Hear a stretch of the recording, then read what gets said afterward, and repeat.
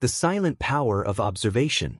There is a form of intelligence that speaks no words, but notices everything. It watches when others rush. It listens when noise overwhelms.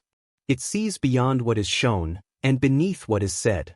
That intelligence is observation, and it is the cornerstone of all social mastery. Before we speak, before we respond, before we interpret what others say or feel, there is a moment, small, often missed, when we simply see. To train your social intelligence, you must first train your eyes. Not to glance, but to truly observe. You see, most people look at others but do not see them. They hear words but don't register tone. They notice actions but miss intentions. We live in a fast world. Conversations are brief, thoughts are scattered, screens are distracting. In this chaos, those who master observation become rare and powerful.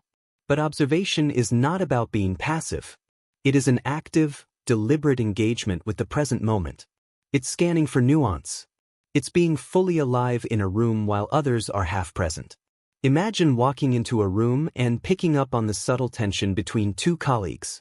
No one says it, no one names it, but you sense it, in a glance avoided, a smile too forced, a silence too long. You don't react. You register. And because you see, you know how to move. That is social intelligence at its root, perception before reaction.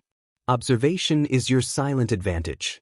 It doesn't make you manipulative, it makes you wise. It doesn't make you cold, it makes you aware.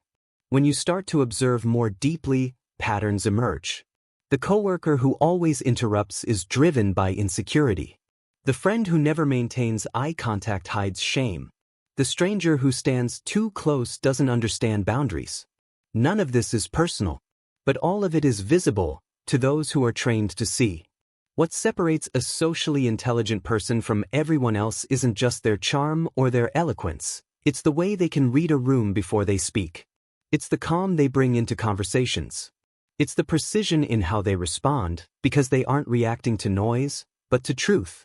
And it begins with silence. The kind of silence that listens not just to words, but to body language, to rhythm, to energy. Socially intelligent people are not mind readers. They are pattern readers. They know what a tightening jaw means. They recognize when someone is enthusiastic versus polite. They can tell when a compliment hides resentment. They don't assume. They observe, connect, and then respond. It is in these micro skills, watching without judgment, listening without interrupting, noticing without needing, that true emotional presence is built. And people feel it. They may not be able to explain it, but they feel that you see them differently. You're not rushing to speak. You're not focused on your phone. You're there with them. In a world starving for attention, that presence is magnetic. But learning to observe is not easy. It requires stillness in a culture of movement. It requires slowness in a world that demands speed. It means not filling every silence. It means letting others unfold at their own pace so you can truly understand who they are, beyond the roles they play. To begin cultivating this skill, practice being curious without needing to fix. Enter conversations as an explorer, not a judge. Ask yourself, what is happening beneath the surface here? What is not being said? It's not about suspicion, it's about depth. Let go of your filters, your assumptions, your need to immediately categorize others. Observe with openness. Let people surprise you. Most communication is nonverbal, and most connection happens before a single word is spoken. So, slow down. Pay attention to how people walk into a room, to how they greet others, to what they do with their hands, to the speed of their voice, the rhythm of their laughter, the way they pause before answering. Because every one of those cues is a doorway into understanding. And when you understand, you relate differently. You speak to what matters. You don't push, you align. You don't impress, you connect. This is not manipulation. This is mastery. To observe is to respect. It is to allow others the space to be seen without interruption. And in doing so, you become someone others trust without knowing why. You become the person they open up to. The one who just gets it. Not because you said the right words, but because you were paying attention long before they spoke. That is the silent power of observation. It requires no applause. It doesn't need a stage. But it changes everything. Chapter 2. Listening with Depth. How to hear what people really mean. Most people don't listen. They wait to speak. They nod to appear polite, but their minds are elsewhere, judging, planning, rehearsing their next sentence. What they miss is the very essence of connection, presence. Listening is not hearing. Hearing is passive. You hear noise, traffic, background conversations. But listening, true listening, is an act of intimacy, of curiosity, of humility. And in the world of social intelligence, it is one of the most sacred skills you can develop. To listen deeply is to offer someone a mirror, not one that reflects appearance, but one that reflects meaning. It's the experience of being witnessed, not as a role or a function, but as a soul. Think back to a time when someone really listened to you. Not because they had to, but because they wanted to. They leaned in. Their eyes didn't dart away. They weren't waiting for their turn. They gave you the rarest gift, space. That moment stayed with you, didn't it? Now imagine being that person for others. The one who hears the fear behind the anger. The one who recognizes the longing inside the silence. The one who understands not just what is being said, but what is being meant. This is where listening becomes an art. Because people don't always say what they feel. They say what is safe. They say what is allowed. They say what they've rehearsed for years. But the truth hides between the words, in the hesitations, in the changes of tone, in the shifts in rhythm. To listen with depth is to be present enough to detect these layers. It's not about solving. It's not about agreeing. It's about holding a space where someone feels safe enough to reveal themselves. Most of us listen to reply. Socially intelligent people listen to understand. They're not waiting to insert their opinion. They're watching for emotional cues. They're tuning into the energy, not just the language. Sometimes, the most important moment in a conversation isn't what's said aloud, but what isn't. The pause. The swallowed word. The sigh. These are all clues, silent, subtle, but profound. And when you reflect them back, gently, without judgment, you build trust. You don't have to say, "I know what you're feeling." Instead, you might say, "It sounds like this has been weighing on you for a while." Or simply, "Take your time. I'm here." In that moment, you stop being just another person in their life. You become an anchor. Listening like this requires discipline. It's not natural at first. You'll have to fight the impulse to jump in, to fix, to advise. You'll have to be okay with silence. You'll have to train your attention like a muscle, bringing it back, again and again, to the person in front of you. But the reward is powerful. Because when people feel heard, they soften. Walls come down. Defense becomes honesty. Fear becomes clarity. And that's when real conversations begin. Socially intelligent people don't just ask questions, they ask the right questions. Not to interrogate, but to explore. Not to gather information, but to uncover emotion. They don't rush stories, they let them unfold. They don't interrupt with "me too" moments. They wait, knowing that this is not their time to be understood, but to understand. Listening with depth is not only about others, it changes you too. You begin to develop patience. You learn to tolerate ambiguity. You grow comfortable with not knowing all the answers. You also begin to hear yourself more clearly. Because the more you practice deep listening with others, the more you learn to listen within. And that's where true empathy begins, not from techniques, but from your own vulnerability. From the courage to be quiet, to receive without rushing, to care without control. This doesn't mean you become passive. It means you become powerful in a different way. Because the one who truly listens influences more than the one who speaks the loudest. In negotiation, the best listeners win. In relationships, the deepest listeners heal. In leadership, the most respected are those who make people feel seen, not lectured. So start practicing. Next time you're in a conversation, ask yourself, am I fully present right now? What am I sensing beneath their words? Can I hold space, even if I don't fully understand yet? You don't need to be perfect. You just need to care enough to stay.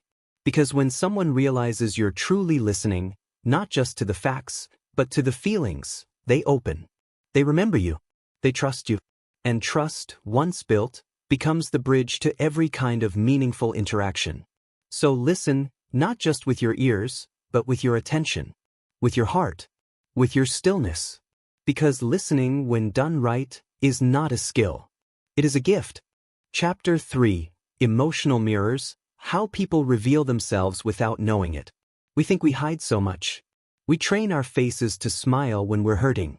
We compose words carefully, so no one sees what's underneath. We control our posture, our tone, our image. But the truth always leaks. Because emotions don't just live in our minds, they live in our bodies, in our rhythms, in our habits. And no matter how polished our surface becomes, our inner world always finds a way to express itself. This is the paradox of human interaction. We are constantly revealing who we are, even when we try not to. We speak in metaphors we don't realize. We pick seats that betray our comfort level. We shift when we're uncomfortable. We repeat phrases that reflect our wounds. In every conversation, in every glance, people reflect back something deeper than they intend. These are the emotional mirrors, unspoken, involuntary indicators of what someone is truly feeling, thinking, fearing. And those who master social intelligence learn to see these mirrors without judgment.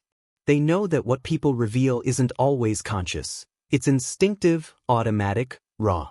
You don't need to be a psychologist to read people. You just need to pay attention with your full being. Let's imagine this. Someone says, "I'm fine." But they say it too fast. Their smile is tight. Their hands clench slightly. They avoid eye contact. The words say one thing. The rest of their being says another. A socially intelligent person doesn't confront them aggressively. They don't say, "You're lying." They offer space. They say, "If you ever want to talk, I'm here." Or even softer, "You don't have to be fine with me." That one sentence becomes a mirror in return. It says, "I see you. I'm not pushing, but I notice." People long to be understood, even when they fear it. When someone feels seen, truly seen without being judged or analyzed, they begin to let their guard down. Because most people carry the weight of being misunderstood their entire lives. But to read people is not to corner them. It is to listen to their contradictions and accept them. It is to recognize the signals they may not even be aware of, and to treat those signals with compassion. Think of how someone talks about their past. Do they skip over childhood quickly? Do they speak warmly about their family or in vague generalities? Pay attention to what they avoid, because avoidance is information. Watch for their language patterns.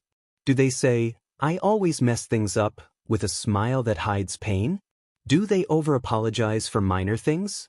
That's not politeness, that's fear of disapproval. Do they joke too much about failure? That's not just humor, it's self-protection. People reveal who they are not only through what they say, but in how they say it. Their tone, their pacing, their need to fill silence, their unwillingness to stay too long in a subject. All of this is communication. And you, if you are grounded, calm, and tuned in, become a safe reflection. Not a mirror that distorts or exposes, but one that quietly reflects without judgment. That kind of presence is healing. Because in a world of noise and self-protection, to feel reflected with warmth is rare. You might notice that someone always brings the conversation back to themselves. That's not necessarily narcissism, it may be a fear of being irrelevant. You may see someone dominate the room. That might not be confidence, it could be a desperate need to be seen. You may encounter someone who constantly agrees. That may not be agreement, it might be a learned strategy to stay safe. You begin to see the emotional patterns beneath the behaviors. And once you see them, everything changes. You stop reacting to surface. You begin responding to depth. This shift gives you tremendous influence, not to manipulate, but to guide. When you understand what people are really saying, you can meet them where they are. You speak to their pain, not just their position. You comfort their insecurity, not just their argument. You validate their fear without making it bigger. You become someone they can trust, not because you always agree, but because you always understand. And here's the truth, People don't need you to solve them. They need you to see them. To reflect back the truth they can't yet articulate. To say through your presence, "You are allowed to be fully human with me." This is the heart of emotional mastery. You develop it by watching more and assuming less. By pausing before responding. By becoming curious about what's beneath the obvious. Ask yourself during conversations, what are they really feeling right now?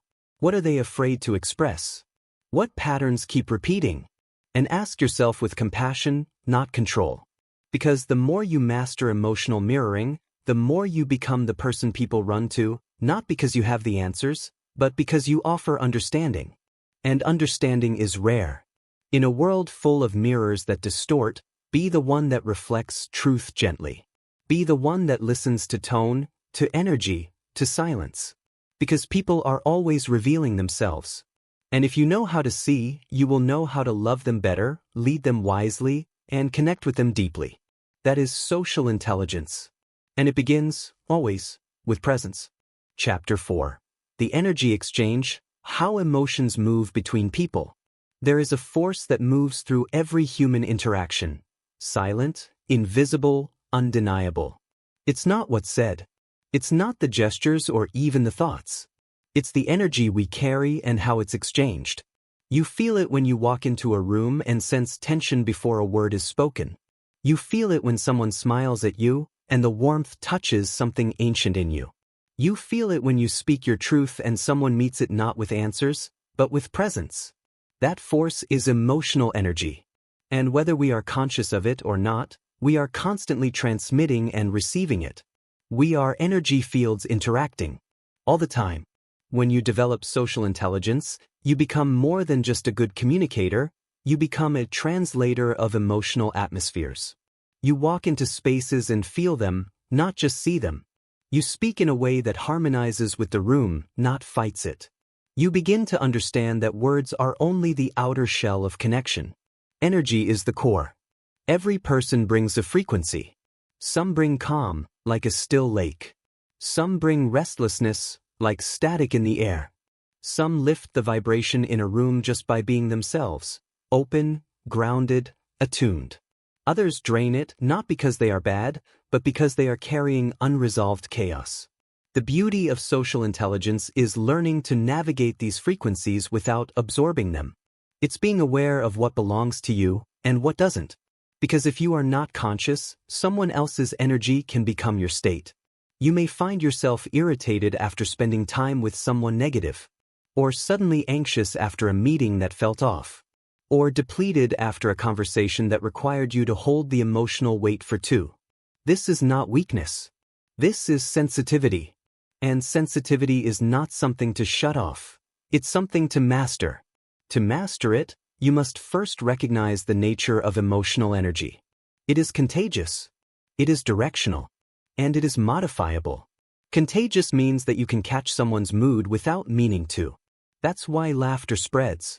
That's why tension thickens a room. That's why joy is radiant. People catch what others emit. Directional means energy flows in a direction. Who leads the tone, who absorbs, who deflects. If someone enters a room with panic and others react, they've led the emotional direction. But the reverse is also true. A grounded person can stabilize the panic. And modifiable means that energy can be changed, redirected, softened. Through breath. Through words. Through presence. You don't have to match energy, you can guide it. This is where your power lies. Social intelligence is not about controlling others. It's about managing the flow between you and them. You learn to recognize when someone is projecting pain, and instead of defending, you anchor. You learn to notice when someone is withdrawing, and instead of pressuring, you offer space. You see that not every wave is yours to ride, but some are yours to calm.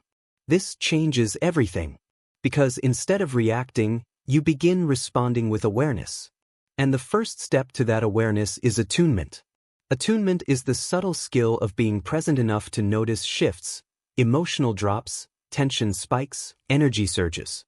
It's the art of asking yourself in real time, what is this person feeling right now beyond the words? Is this energy rising or falling? Am I grounded or am I losing my center? As you develop this inner calibration, you start to carry a steady signal, one that others begin to trust. You no longer match chaos with chaos. You meet it with clarity. You don't try to fix emotions, you create the safety for them to transform themselves. This is why the most powerful people often speak softly. Not because they are unsure, but because their energy speaks louder than volume ever could. They know that people will forget the details of what was said, but they will never forget how they felt in your presence. Your presence becomes your message. Your energy becomes your leadership. This applies to every relationship, friendships, work, love, strangers. We are always affecting each other, whether we mean to or not. The question is, are you doing it consciously or unconsciously? That's the leap from social habit to social mastery. You begin to see conversations not just as exchanges of information, but as dances of resonance. You sense when to lean in and when to pull back, when to speak and when silence is more powerful, when to ignite a spark and when to cool a fire. And when someone says, "I feel better when I'm around you," they're not complimenting your personality. They're naming your energy. That's real influence. You don't need to be loud. You need to be aware. You don't need to dominate. You need to be centered. Because from that center, you become the calm in the storm, the clarity in confusion, the stable frequency in a room of scattered signals. People trust those who manage their own energy. People follow those who don't get pulled in by every emotional current. People open up to those who carry stillness, not because they say all the right things, but because they carry the right presence. And presence is not something you perform. It's something you cultivate through self-awareness, through practice, through integrity. So ask yourself, what energy do I bring into a space? Am I raising the frequency or unconsciously lowering it? Do people feel more connected after being with me, or more drained? Don't judge your answers. Just observe. Because emotional energy is not fixed, it evolves as you do. And when you become a master of your own signal, you become a master of every connection you make. This is the art of emotional influence. Not by force, not by persuasion, but by alignment. With yourself, with the moment, with others. And when you walk into a room with that kind of presence, everything shifts, even if no one can explain why. They just feel it. And that is the power of social intelligence. Chapter 5. Reading the Room, the Subtle Cues That Shape Group Dynamics. We often walk into rooms assuming that what matters is what's said out loud. The agenda, the bullet points, the conversation on the surface. But that's only a fragment of what's really happening. The room itself has a language. It speaks through body shifts, through glances exchanged, through who leans in and who leans out. It speaks through silence, through interruptions, through tone changes, through the rhythm of attention. And those who read that language are never caught off guard. They don't dominate the room, they navigate it. Reading the room is not a trick. It's not manipulation. It's awareness.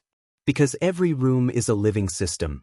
People bring their personalities, their insecurities, their roles, their unspoken desires. There are alliances, tensions, unspoken leaders, followers pretending not to follow, and those whose silence holds more power than anyone's words. Social intelligence means seeing all of that, not just the individuals, but the interactions between them. Let's say you walk into a meeting. On paper, there's a leader. But the real authority may be sitting quietly in the corner, the one others glance at for approval. Another person keeps interrupting, not out of dominance, but out of fear of being irrelevant. Someone else stays quiet, but their posture and stillness say they are listening carefully, and their eventual comment will matter more than any of the noise. This is the dance of group dynamics. Reading it well begins with detaching from your ego. Because if you walk into a room thinking only about your performance, how to sound smart, how to win approval, you'll miss everything. You'll miss who's nervous. You'll miss who's been silenced. You'll miss the tension behind the joke. You'll miss the person who needed you to ask a question instead of make a point. To read the room, you must widen your focus. You must stop seeing the room as an audience and start seeing it as a field of signals. You look for who people orient themselves around, who speaks the most, and who listens the most. Who gets interrupted, and who never does? Where energy rises, and where it drops? Who seems disengaged, and why? You watch not to judge, but to understand. And once you understand, you adapt, not to please, but to be effective. Because power is not about being the loudest voice. It's about speaking in ways the room can hear. It's about knowing when to speak, and even more importantly, when not to. In a room where everyone talks fast, the slow voice becomes powerful. In a room filled with tension, the calm voice becomes anchoring. In a room where people feel unseen, the first to offer acknowledgement becomes magnetic. Reading the room also means sensing who's not okay. You may notice someone who keeps smiling but never really engages. You sense the mask. You sense the isolation. And while others overlook them, you lean in. You say something small, "What do you think?" But it lands big. Because in every room, there are people waiting for someone to notice them. You might be the only one who does. That's not a weakness. That's emotional leadership. People don't remember the perfect speaker. They remember the one who made the room feel better, more connected, more alive. And that doesn't come from charisma. It comes from awareness. Now, in group dynamics, there are also hidden agreements, rules no one says out loud. For example, we pretend everything is okay here. We don't challenge this person. We all smile when this happens. We ignore the one who disagrees. You begin to feel these rules when something small causes a disproportionate reaction. A glance that shuts someone down. A pause that feels heavier than it should. A joke that everyone laughs at, but not genuinely. To read the room is to see beneath these patterns, and then decide who you want to be within them. You don't always have to challenge, but you don't always have to conform either. Sometimes, simply naming what everyone feels but no one says changes the energy of a space. You might say, "I feel like this conversation is missing something real." Or, "Has anyone else noticed we keep circling the same point?" Or, "I want to make space for the voices that haven't spoken yet." These are not acts of rebellion. These are acts of presence. And presence, in any room, is power. Because the one who reads the room becomes the one who can shift it. You can redirect tension. You can invite clarity. You can ground chaos. You can spark engagement where there was apathy. And when people leave, they'll remember that something felt different when you were there. More open. More honest. More human. That's social intelligence. It's not always about impressing. Sometimes, it's about noticing. So next time you step into a room, pause.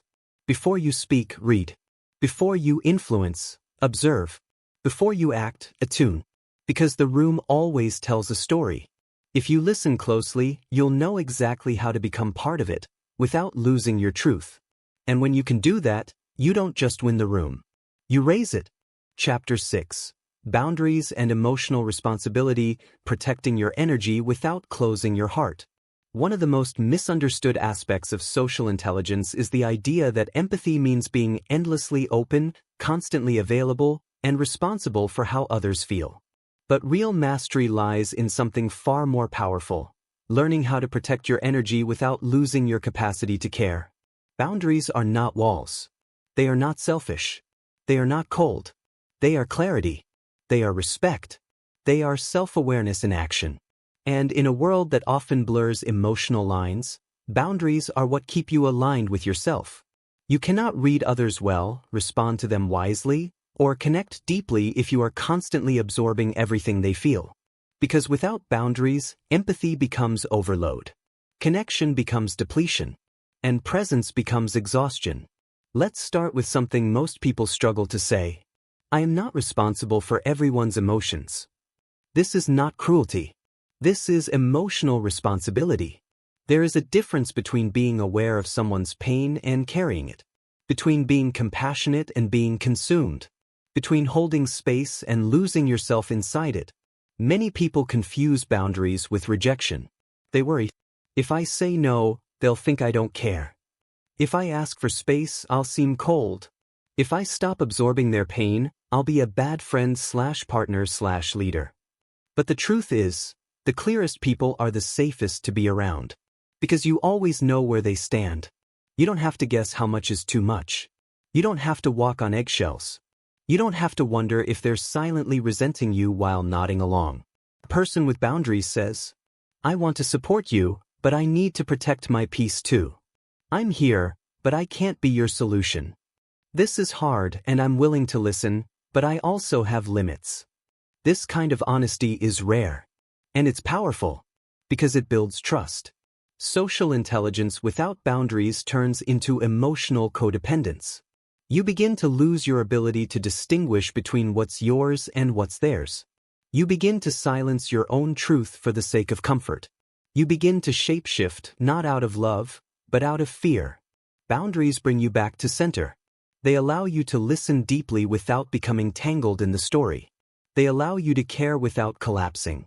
They allow you to stay open without being exposed. Think of emotional responsibility like this. You're responsible for the energy you bring, not for how others react to it. You're responsible for your intentions, not their interpretations. You're responsible for your choices, not their emotions. Of course, we impact each other. Of course, we should be kind, thoughtful, conscious of our effect. But we are not here to carry everyone else's weight, especially not at the cost of our own well-being. This becomes even more important in groups, workplaces, families, or partnerships, spaces where emotional roles get confused, where the strong one becomes the unspoken therapist, where the sensitive one becomes the emotional scapegoat, where the silent one is assumed to be okay when they're just overwhelmed. In these spaces, boundaries must be both internal and external. Internal boundaries sound like, I notice this isn't mine to fix. I feel myself being pulled into drama. I will step back. I can listen, but I don't have to solve this. External boundaries sound like, I can talk for 20 minutes, then I have something else I need to do. I don't want to have this conversation over text. I need time before I respond to this. Neither of these forms of boundary setting are rude. They are anchors of emotional maturity. Because the more grounded you are, the more present you can be. Let's be honest, most people don't want your advice. They want your presence. They want to feel seen, not fixed. And your presence is most powerful when it comes from someone who knows how to protect their own center. This is where clarity matters more than compliance. When you say yes out of guilt, people feel it. When you listen while drained, people sense it. When you overextend to avoid conflict, your energy becomes fractured. Boundaries give your yes more power, because it's real. Boundaries give your presence more weight, because it's whole. Boundaries make your support sustainable, because it doesn't come at the cost of yourself. Social intelligence without emotional responsibility is not sustainable. It leads to burnout, resentment, over-explaining, and internal chaos. But when you combine awareness with boundaries, you become someone who is deeply trusted. Not because you give everything, but because you give what's true. And when people experience that kind of clarity, they don't just respect it. They grow from it. They learn it's okay to say, I'm not available right now. They learn it's okay to be honest about their limits. They learn that love and space are not opposites. This is how you model emotional responsibility, by living it. By being the one who doesn't disappear into other people's needs. By being the one who doesn't lose themselves trying to please. By being the one who can hold space and hold self-respect. That's the balance. That's the strength. That's the kind of presence people remember, not just because it feels good, but because it teaches them how to be better with themselves too. So the next time you feel guilty for protecting your energy, remember this. You are not here to carry the emotional weight of the world. You are here to walk through it with clarity, depth, and presence. And that begins by honoring your boundaries, so you can show up fully and with love that's rooted in truth. Chapter 7. The Language of Connection, Words that Open Hearts and Build Trust. Words are powerful, not because they impress, not because they persuade, but because they create connection, or they don't. In a world flooded with noise, the rarest and most magnetic quality you can offer is authentic presence through words. Words that don't perform. Words that don't protect. Words that don't pretend. Words that simply land, because they're real. We've been taught to speak to prove. To prove we're smart, capable, funny, confident.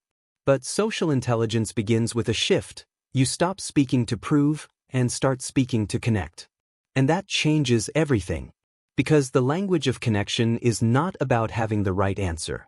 It's about being in the right state, calm, present, open. You could say something brilliant, but if your tone is sharp, your eyes distracted, your energy closed, it won't land. You could say something simple, I get it, and if it's said with honesty and presence, it becomes profound. People don't just listen to what you say. They feel why you say it. So before you speak, ask yourself, am I trying to control or to connect? Am I listening to respond or to understand? Am I speaking from fear or from clarity? This kind of self-awareness is subtle, but it's the foundation of all meaningful communication. The most powerful communicators don't speak the most. They speak the cleanest. Clean speech is direct without being harsh. It's honest without being careless. It's kind without being manipulative. And when people feel this kind of language, they soften. Because they're not just hearing your words. They're feeling your alignment. Let's look at what this sounds like in action. When you want to connect, start by being specific. Don't just say, that's great. Say, the way you explained that made it so clear. Don't just say, I'm here for you. Say, you don't have to go through this alone. I'll sit with you as long as you need. Specificity builds intimacy. It shows you're not just going through the motions. You're paying attention. Next, use curiosity instead of assumptions. Instead of, why are you acting like that? Ask, is something feeling off for you today? Instead of, you always do this, ask, can you help me understand what's coming up for you right now? Curiosity invites, where judgment closes. Connection also lives in vulnerability. Not dramatic oversharing, but the kind of truth that says, here's who I really am. Saying, I don't know, builds more trust than pretending to be certain. Saying, I felt that too, creates more safety than pretending to be strong. Saying, that hurt me, opens more hearts than pretending you didn't care. We fear that honesty will make us look weak. But in reality, transparency builds respect, because it gives people permission to be real too. Of course, connection also lives in how you say things. Your tone is often louder than your words. A gentle voice says, you're safe. A harsh voice says, you're under attack. A slow voice says, I'm here. A rushed voice says, I need this over. And connection dies when tone doesn't match intent. You might say, I'm listening, but if you're looking at your phone, the words are hollow. You might say, I understand, but if your energy is distant, the message is lost. You might say, it's okay, but if your voice is tight, the other person feels rejected. That's why the foundation of connection is not language. It's presence. Because presence communicates what words can't. It says, I'm not just hearing you. I'm here with you. You don't have to explain everything. I get the feeling. You're not alone in this moment. And sometimes that's all someone needs. To be seen. To be met. To not have to carry it all alone. That's what builds trust. Not eloquence, but emotional congruence. Your inner world matches your outer expression. You're not trying to perform empathy, you're actually feeling it. You're not trying to say the perfect thing, you're allowing yourself to be real. And people feel that. Connection is not built through grand speeches. It's built in the small moments where someone feels, you get me. So speak less to impress. Speak more to bridge. And remember, the language of connection is not about getting it right. It's about being true. When you say, I don't know what to say, but I care, it lands more deeply than a rehearsed response. When you say, that sounds hard, it opens more than advice ever could. When you say, thank you for telling me that, it creates space for more truth to come forward. This is the kind of language that opens hearts. Not because it's clever, but because it's real. Chapter 8, How to Handle Difficult People Without Losing Yourself. There is one truth we can't avoid. Difficult people are part of life. You can't control who walks into the room, but you can control who you become in their presence. We often assume that handling difficult people means outsmarting them, confronting them, or simply cutting them off. But true social intelligence isn't reactive, it's responsive. It doesn't act out of ego, it acts out of clarity. The first shift in dealing with difficult people is this: stop trying to change them. Because trying to fix someone who doesn't see an issue is a losing battle. Trying to get validation from someone who thrives on control is emotional self-sabotage. And trying to outmatch someone who operates from chaos only pulls you into their storm. You don't manage difficult people by engaging their dysfunction. You manage them by anchoring your own center. Let's start with the truth. Difficult people often trigger us because they mirror something unresolved in ourselves. They touch our fear of being disrespected. They ignite our need to be understood. They provoke our desire to win, prove, or defend. The moment you recognize the emotional hook, you reclaim your power. You don't need their agreement to be at peace. You don't need their kindness to act with integrity. You don't need their respect to respect yourself. This is where self-awareness becomes your greatest tool. When dealing with someone difficult, pause and ask, what do I actually want in this moment? Is this worth my energy? What outcome would honor both my truth and my peace? Most of the time, we don't want to win the argument, we want to feel seen. But difficult people are often the least capable of giving that. Not because you don't deserve it, but because they don't have the capacity. And trying to extract emotional maturity from someone who hasn't done the work is like trying to draw water from an empty well.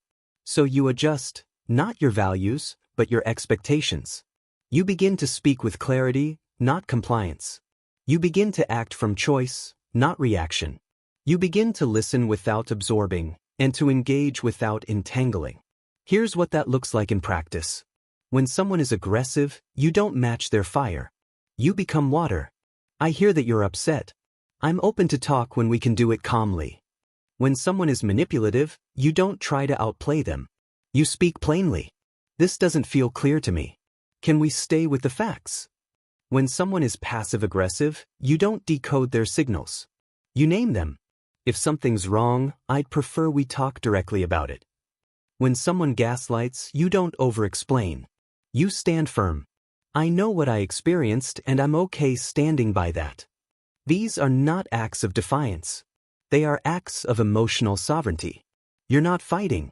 You're not fleeing. You're holding your center. And when you do, you become impossible to manipulate. Because difficult people thrive on emotional reaction. They feed off of chaos, confusion, guilt, or submission. But when you bring clarity, stillness, and boundaries, they lose access to your buttons. That's how you shift the dynamic. Not by dominating them, but by becoming unavailable for dysfunction. Of course, there are situations, especially in families, teams, or long-term relationships, where you can't just walk away. That's where internal boundaries become critical. An internal boundary is the quiet decision. I won't take that personally. I won't carry this home with me. I won't make their behavior a reflection of my worth. It's the subtle but powerful act of choosing what you allow to penetrate your peace. And sometimes, the most intelligent response is emotional detachment without hostility. You can be in the room with someone difficult and not be at war. You can smile without faking. You can leave a conversation without guilt. You can love someone and limit access to your emotional space. That's not being cold. That's being conscious. Because here's the deeper truth. Every difficult person is a test. A test of your emotional boundaries. A test of your ego's need to be right. A test of your ability to stay calm in the face of provocation.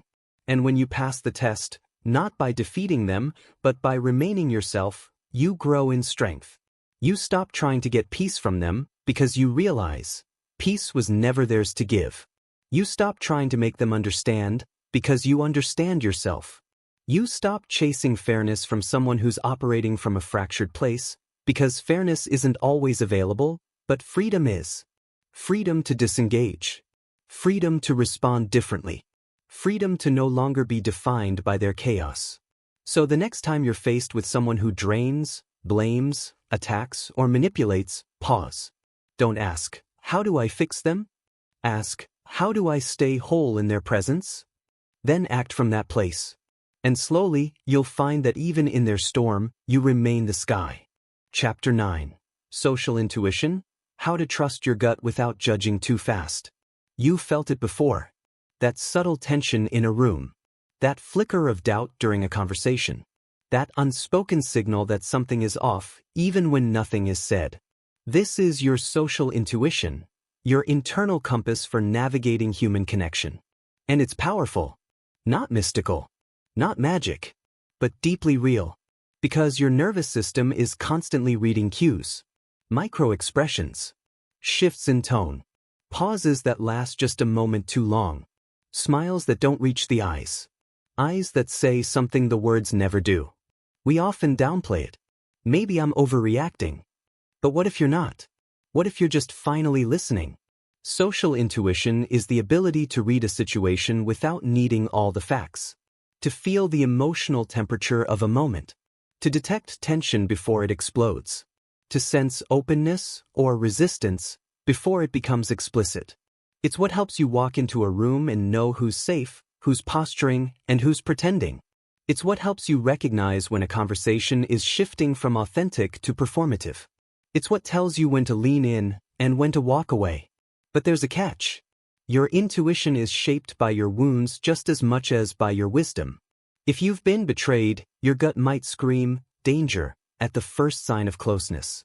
If you've been dismissed, you might interpret calmness as coldness. If you grew up around emotional chaos, you might mistake anxiety for excitement. That's why social intuition must be refined, not rejected, but examined.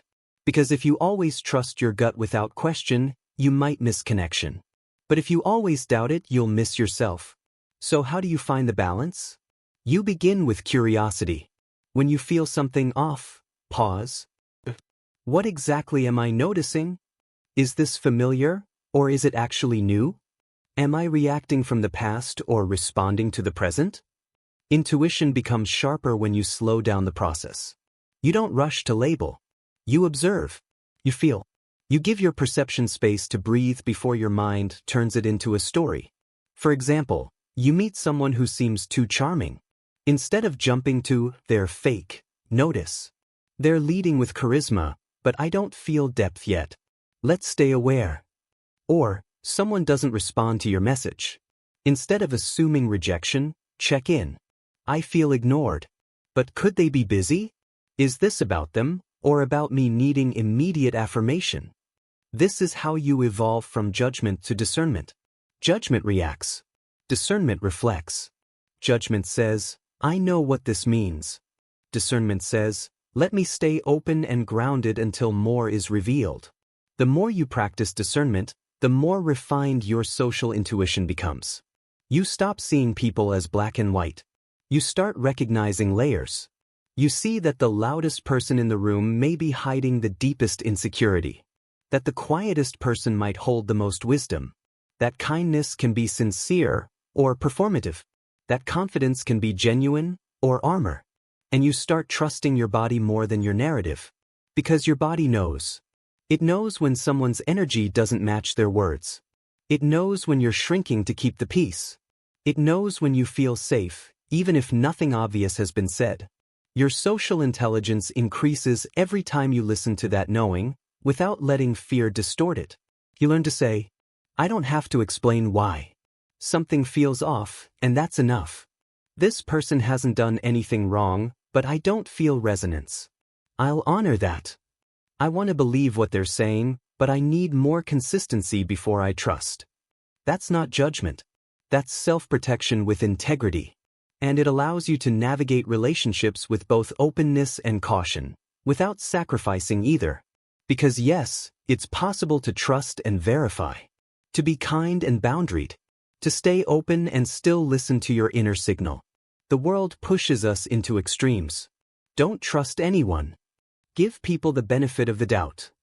But the real mastery lies in the middle. You trust slowly without paranoia. You stay aware without hostility. You give people space to show you who they are, and you believe them when they do. Social intuition becomes most powerful when paired with experience. Over time, you'll build a library of internal references. You'll notice what your body feels like around safe people. You'll notice how your mind reacts to manipulation. You'll notice the difference between tension that needs patience and tension that needs distance. And eventually, you'll stop second-guessing the feeling in your gut because you've proven it to yourself enough times. So don't ignore your intuition. But don't weaponize it either. Refine it. Listen to it. Train it with awareness, presence, and compassion. And as you do, you'll navigate the social world with a quiet confidence that doesn't need to be loud because it's rooted in truth. The truth that you can sense more than what's said, that you can feel more than what's shown, that your perception is not a flaw, it's a gift. And the more you honor it, the more it will guide you toward the people, spaces, and conversations that are aligned with your highest self. Chapter 10. The Presence Effect: How to Make People Feel Seen, Heard, and Safe. In a world full of noise, speed, and distraction, presence has become rare. But presence is the currency of connection. When you're fully here, with your body, your breath, your attention, you give others something they don't even realize they're starving for. To be truly seen. To be genuinely heard. To feel deeply safe. It's not your charm, your knowledge, or even your words that people remember most. It's how they felt in your presence. Were they relaxed or guarded? Did they feel understood or invisible? The impact you have on others is not shaped by how much you speak. It's shaped by how much of you is actually there. We think presence is about having no distractions. But it's more than that. Presence is a state of being, a decision to meet this moment with your full awareness, your full heart, and your full honesty. It's the opposite of multitasking. It's the opposite of pretending. It's the opposite of waiting to respond while someone else is still speaking.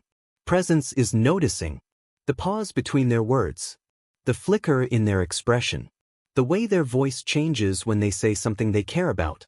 It's choosing not to jump in, not to fix, not to shift the spotlight back to yourself. It's choosing to hold space. And that space, when it's clear, calm, and non-judgmental, becomes transformative. Because we live in a world where people are constantly filtered, edited, judged, and misunderstood. So when someone shows up with presence, it feels like medicine. Let me tell you something powerful. People start healing the moment they feel heard. Not when you solve their problem. Not when you give advice. But when they feel that someone is with them, right here, without trying to change or rush them. This is what emotional safety feels like. And this is what creates deep trust. Presence dissolves defenses. Because people don't open up when they're forced. They open up when they feel safe. And you create that safety through simple things. Through eye contact that's soft, not piercing. Through silence that invites, not pressures. Through stillness that says, I'm not going anywhere. You create safety by making people feel that they are not a burden. That they don't have to earn your time. That their story matters. That their emotions are not too much. This is rare. But it's what people crave more than approval or applause. And you can offer it without saying much. You can sit in silence with someone and make them feel more connected than 1,000 words ever could. You can nod with genuine understanding, and that single gesture can say, I get you. I'm here. I care. This is presence in action. It's subtle, but it's powerful. It's what makes people walk away from an interaction with you thinking, there's something about them. And they can't quite explain it. But they felt it. They felt you. Not your persona. Not your mask. But your real self, available and grounded. Presence is also the most magnetic quality you can cultivate. Because people gravitate toward those who don't need to perform. They're drawn to those who aren't trying to impress, but who simply are. People trust those who can sit with discomfort without flinching. Who can witness emotion without judging. Who can listen without hijacking the moment. This takes practice. Because presence requires patience. And our minds want speed. It requires surrender. And our egos want control. It requires listening not just with your ears, but with your entire nervous system. So how do you cultivate this kind of presence? Start small. When someone speaks to you, pause before responding. Let their words land. When you're listening, focus more on feeling than analyzing. When emotions rise, breathe instead of bracing. When your mind wanders, gently bring it back. Again and again. Presence isn't perfection. It's the returning. And every time you return, you deepen your ability to stay. And the more you stay, the more people feel safe around you. And the more safe they feel, the more real they become. That's the ultimate gift. Because when people feel safe, they stop performing. They stop defending. They stop hiding. And they start showing you who they really are. That's the moment trust is born. So if you want to become socially intelligent in the deepest way, if you want to build relationships that go beyond surface level, if you want to be the kind of person people feel better just by being around, don't rush to speak. Don't try to fix. Don't perform. Be here. Fully. Because in a distracted world, the rarest and most healing presence is someone who is actually present.